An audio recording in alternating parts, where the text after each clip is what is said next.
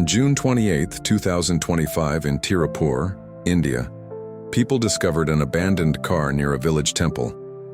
Inside was the body of Rathana, 27 years old, married less than 2 months, next to an open bottle of pesticide. She left 7 suicide notes to her father with the final message: "Dad, I'm sorry. My husband's family is like a gang of criminals. They ruined my life." It was thought to be a suicide, but the truth behind it was a network of violence, dowry, and the terrifying silence from her own relatives. Why did a father stay silent about his daughter's death? Who is really behind this tragedy? And now let's dive into the whole case right after this. Rathana, 27 years old, the only daughter of Mr. Rurai, a successful real estate businessman in Tirupur. Loved and protected since childhood, gentle, introverted, dreams of simple happiness. Rathana's only wish is a peaceful home with a loving husband. Mr. Rurai, 53 years old, successful, prestigious in the area, does everything to take care of his daughter. When Rathana was 27 years old, he looked for a good husband, hoping that his daughter would have a full and stable life. Husband's family: Kavan Kumar, around 30 years old, Rathana's husband, quiet, completely dependent on his parents, lacking the courage to protect his wife. Shankar Kumar, father-in-law, and Meena Kumar, mother-in-law, come from a wealthy background but have great material ambitions. Kavan's family set strict dowry conditions before the wedding: 1 Volvo car worth 70 lakh rupees, 2 billion VND, 4.5 kilograms of gold.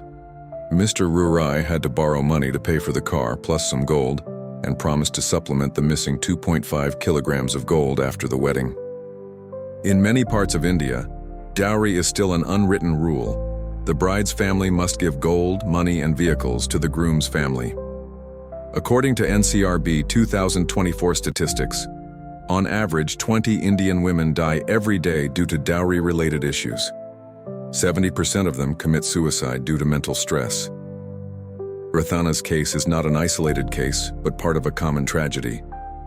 Neighbors said that the mother-in-law repeatedly asked for more gold even before the wedding. Kavan always kept silent when his wife was humiliated, did not protect her, and created a cold distance. From the beginning, this marriage had a potential conflict between emotions and material interests. On April 11, 2025, Rathana and Kavan Kumar's wedding took place in a grand manner. But just 1 day later, she noticed something unusual. Her mother-in-law immediately asked about the missing 2.5 kilograms of gold. Her father-in-law suspected that the gold she brought was fake. The family fired all the servants, forcing Rathana to do everything from cooking, washing, and cleaning, even though the house had a washing machine and all the modern appliances. Kavan, the person she trusted the most, remained silent, staying out of everything. From a welcomed bride at the wedding, Rathana quickly became a servant in her husband's house. Rathana began to suffer from depression after only a few days. Her best friend said that her voice was always trembling and tired every time she called. During the day, she was humiliated and scolded, but at night, Kavan changed completely: cold, aggressive, physically abusive. In a text message found later, Rathana wrote to her friend, "I am afraid of the dark. Every night is like torture." On April 30th, 2025, less than 20 days after the wedding, Rathana returned to her parents' home. In tears, she told Mr. Rurai, humiliated because of her lack of dowry, forced to work hard, abused by her husband but no one to protect her. Mr. Rurai was heartbroken, but out of pride and fear of social criticism, he chose to negotiate with his in-laws instead of reporting to the police. The Kavan family promised to change, and Rathana was convinced to return. Just a few days later, things got worse. Her husband's family kept comparing Rathana with other rich brides. They said, "Other families give 100 to 200 lakh dowry, but yours is nothing." They locked the gate of the house, cut off contact with her in-laws, and even confiscated Rathana's phone. In a recording sent to her father, her voice choked up, "Dad, they will kill me. I'm so scared." On June 22, 2025, Rathana returned to her parents' home for the second time. During the 6 days she lived with her parents, she did not eat much, slept little, and had a haggard face. During those nights, she recorded many times and sent it to her father. "Dad, I'm so tired. I can't take it anymore." No one expected that, just 6 days later, tragedy would strike. On the morning of June 28, 2025, at Mr. Rurai's house in Tirupur, Rathana wore a light blue salwar, light makeup, and looked strangely calm. At around 9:30 a.m., she said to her father, "Dad, I'm going to the temple for a while. I want to pray." Thinking that his daughter needed some peace, Mr. Rurai agreed. Rathana drove away in a white car, promising to return before noon. By 12 noon, Rathana had not returned. Her phone was switched off and the family began to worry. Mr. Rurai called repeatedly, but there was no response. Around 1 p.m., a resident of Bundi Palayam called and said, "Your daughter's car is parked near Modapalam Temple. She is unconscious in the car." Mr. Rurai and his wife rushed to the scene. The scene before their eyes was devastating to the family. Rathana lay on her side in the driver's seat, eyes closed. Beside her, an open bottle of pesticide still smelling strongly of poison. There were dried tears on her cheeks and white foam at the corner of her mouth. The phone fell on the seat in the middle of a recording. Her mother cried out, hugging her daughter, while Mr. Rurai collapsed in disbelief. Locals helped take Rathana to Avinashi Hospital at 1:30 a.m., but doctors confirmed that she had died before admission. The news spread quickly, leaving Tirupur in shock. Neighbors were shocked. A young, gentle girl who had been married for less than 2 months had chosen to end her life like this. Rathana's phone was sealed by the police and contained 7 final recordings. In one, her voice choked up, "Dad, I'm sorry, I can't take it anymore. My husband's family is like a gang of criminals. I have no more strength to live. I'm so tired." These last words became important evidence in the investigation. That same afternoon, hundreds of people thronged the Tirupur police station holding banners reading, "Justice for Rathana, End Dowry, End Violence." The case quickly became a public sensation, shocking the entire state of Tamil Nadu. At around 1:15 p.m. on June 28, 2025, Tirupur police station received a report about Rathana's car. Inspector Arjun Prakash and the forensic team immediately rushed to the scene. Initial observations. The car door was unlocked. There were no signs of a struggle. The pesticide bottle was half empty. The cap was open. Rathana had a slight scratch on her hand, suspected to be from breaking a gold bracelet. The belongings in the car were not disturbed, ruling out the possibility of robbery. The police immediately cordoned off the scene and collected samples for investigation. At Avinashi Hospital, the doctor announced that Rathana had died before being admitted. Mrs. Mira, Rathana's mother, cried out in despair, "I told you to come back here, don't come back there again." Mr. Rurai sat silently, his face blank, whispering in tears, "It's my fault. If I hadn't forced you to come back, you would still be alive." That image made many witnesses present unable to hold back their tears. Inspector Arjun asked, "Why did a girl who had just been married for 2 months commit suicide? Was there any conflict with her husband's family? Were there signs of threats or abuse?" Mr. Rurai choked up and revealed the whole truth. The husband's family demanded 4.5 kilograms of gold but only received a portion. The mother-in-law constantly insulted her. The father-in-law forced her. Kevin, Rathana's husband, did not protect his wife, even physically abused her. Hearing this, Inspector Arjun concluded, this was not a simple suicide, but there were signs of forced suicide. The forensic team collected evidence, fingerprints on the medicine bottle and the car interior. chemical residues on the driver's seat and on clothes. Rathana's phone was sealed for data analysis. Traffic cameras near the Madapalam temple area were extracted to reconstruct the journey. A witness testified. Around 11 o'clock, I saw her sitting in the car, looking straight ahead, looking very sad. Who would have thought?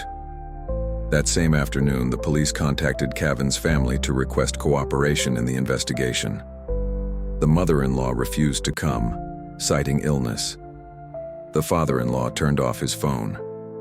Kavan appeared late at night, his face cold, and only said briefly, "We lived happily, I don't understand why she did that." This statement is completely contrary to the evidence from the suicide recordings. On the evening of June 28, 2025, hundreds of people gathered in front of the Tirupur police station, demanding clarification of the case. Justice for Rathana. End dowry. End violence. Public pressure forced the police to urgently initiate a criminal case under the following provisions. IPC 304B, death due to dowry. IPC 498A, mental and physical abuse. IPC 306, incitement to suicide. On June 29, 2025, at the Tirupur Forensic Center, the forensic report confirmed cause of death: organophosphorus pesticide poisoning. Multiple bruises were found on the arms, shoulders, and neck, signs of prolonged physical abuse. Stomach contained large amounts of chemicals, consistent with the bottle in the car. The forensic doctor concluded she died of poisoning, but before that there were signs of being beaten many times. This made the police suspect that Rathana did not commit suicide completely voluntarily, but was forced to commit suicide by pressure and abuse. Analyzing Rathana's phone, the police found 7 recordings sent to her father before he died. In one nearly 3-minute-long recording, her voice choked up. "Dad, I'm sorry. I can't take it anymore." Mother-in-law scolded, father-in-law insulted, and Kavan just stood there watching. They wanted another 2.5 kilograms of gold, otherwise they wouldn't leave me alone. "I'm so tired, Dad." In another, Rathana was almost sobbing. "Dad, don't blame me. I tried, but living like this is no longer living." These recordings became key evidence in the case file. On the 30th of June 2025, the police summoned 3 members of the husband's family: Kavan Kumar, husband; Shankar Kumar, father-in-law; Meena Kumar, mother-in-law. During the first interrogation, Kavan said, "We are happy. I don't know why she did it." Shankar Kumar denied demanding a dowry. "The bride's family made it up to humiliate us." Meena Kumar even blamed Rathana. "She is weak, she can't handle the pressure of housework." What they said was completely refuted by the evidence.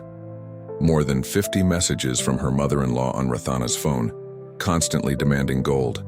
"Hand over the remaining 2.5 kilograms. Don't let us lose face." Security cameras showed Rathana crying many times when being scolded. A former maid testified she was treated like a slave. Every night crying was heard from the bedroom. The evidence proves that the Kavan family was often abusive and coercive. During the investigation, the police found information that the Kavan family owed a large amount of money. A witness said, "At the wedding, the mother-in-law said, 'Only when enough gold is delivered will the daughter-in-law be respected.'" This reinforces the view that financial motives were the reason why they kept putting pressure on Rathana. On July 2, 2025, the police issued an emergency arrest warrant for the 3 defendants. At the scene of the arrest, hundreds of people shouted, "Justice for Rathana!" Kavan bowed his head in silence. Meena Kumar cried, and Shankar Kumar did not say a word. Immediately after the arrest, Justice for Rathana exploded on social media. Many women's rights organizations, lawyers, and social activists spoke out, demanding strict punishment, demanding stricter dowry controls, increasing penalties for domestic violence. The Rathana case officially became the focus of the nation. On the 15th of August 2025, the trial of Rathana's death took place at the Tirupur High Court, attracting national media attention. The 3 accused are Kavan Kumar, Husband, Shankar Kumar. Father-in-law, Meena Kumar. Mother-in-law. All were charged under the following provisions: IPC 304B, death due to dowry; IPC 498A, mental and physical abuse; IPC 306, incitement to suicide. Prosecutor Arvind Menon asserted, this was not a suicide, but a forced suicide. The defendant's family turned the marriage into a gold and silver transaction. Evidence presented: 7 suicide recordings, more than 50 messages demanding gold. Autopsy results, witness statements and security camera videos. During the trial, Mr. Rurai, Rathana's father, burst into tears saying, "I gave everything I had, but they still pushed my daughter to death. If justice is not served, many more girls will die like my daughter." Outside the court, hundreds of people held banners: "Justice for Rathana, End Dowry, End Violence." On 22 September 2025, the Tirupur High Court sentenced Kevin Kumar, 20 years in prison; Shankar Kumar, 20 years in prison; Meena Kumar, 18 years in prison. The accused's family must pay 25 lakh rupees in compensation to the victim's family. The verdict is considered a historic step forward in dowry-related cases. Rathana's death is not only a family tragedy, but also a wake-up call about dowry and domestic violence in India. A young girl, full of dreams of happiness, but after only 2 months of marriage, had to choose death. According to NCRB 2024, on average 20 women die every day in India due to dowry. Of these, 70% are suicides due to mental abuse. Although dowry was banned in 1961, it still exists in many forms. Rathana's case is just one of thousands of tragedies that occur every year. Listen to the cries for help from your daughter, sister, or friend. Speak up when you witness abuse. Don't stay silent for the sake of dignity. Say no to dowry, because a marriage based on money will never be happy. Rathana is gone, but her death was not in vain. It has awakened society, promoted movements to protect women and fight against domestic violence. Don't let another Rathana die in silence. If you sympathize with this story, please share it so that more people know, and together speak up for justice.